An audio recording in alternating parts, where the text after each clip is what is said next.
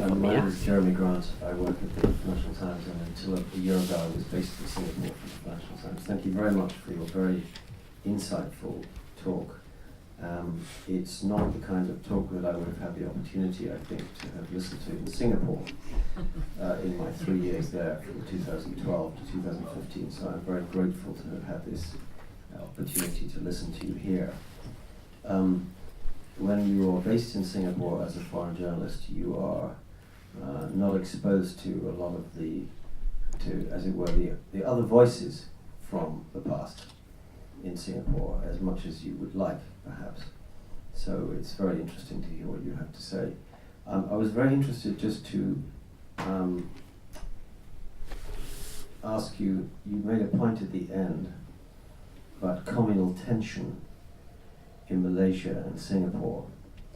I think that from my short experience, I also covered Malaysia when I was based in Singapore. I think you're absolutely right with Malaysia.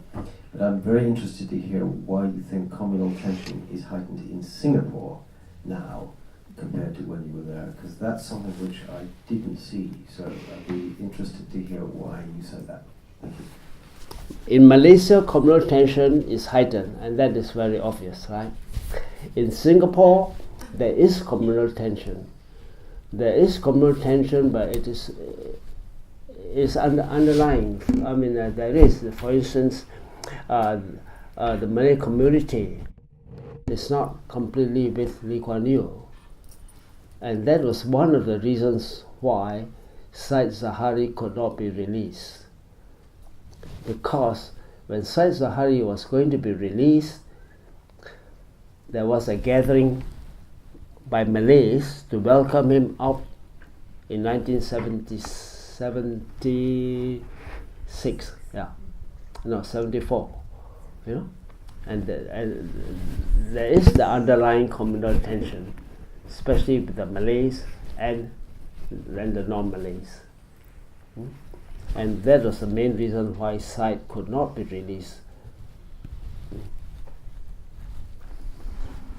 If I can just add a comment, I think just because we don't hear about it, we don't see it, doesn't mean it's there, right? It's well established there is a great amount of government control in Singapore, and this extends to the media, but also the expression of such communal tensions are limited, and because of fear of suppression. So if you look at various incidents that have happened over the years, especially Little India, for example, but more not just the riot itself, but how politicians have responded to it, how they speak about it, the legislation that they have then passed about it, it shows a very unequal treatment of different racial and ethnic groups as well as different classes. So the tensions are there, but I think because Singapore is a small country, it's much more easily controlled and it's much wealthier, and of course the media is suppressed by a government. I accept what you said. I would take issue actually slightly with what you said about Little India, but I think it's more complicated than that. Little India wasn't really so much communal tension as a flashpoint to do with how resident heartland Singaporeans perhaps were dealing with the massive with friction, if you like, of having a very large immigrant population amongst them.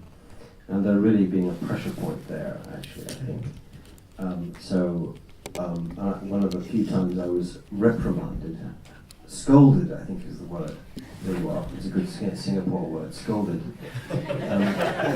One of the few times I was scolded by the Singapore authorities, it was when I was writing about Little India riots, and I framed it a little bit as the sort of communal, racial communal friction.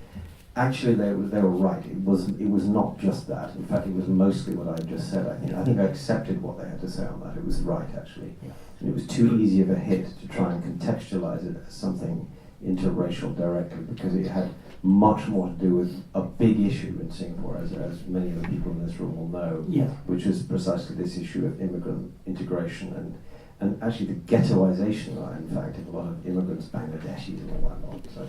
Yeah, I totally agree with you. My point is not about Little India per se, but about how the issue is being discussed and the racialization of it subsequently in terms of the legislation and how politicians speak of it. And the fact that you were scolded for this shows that it's impossible to discuss racial issues because Little India is not the best example, but there is undeniably a racial component.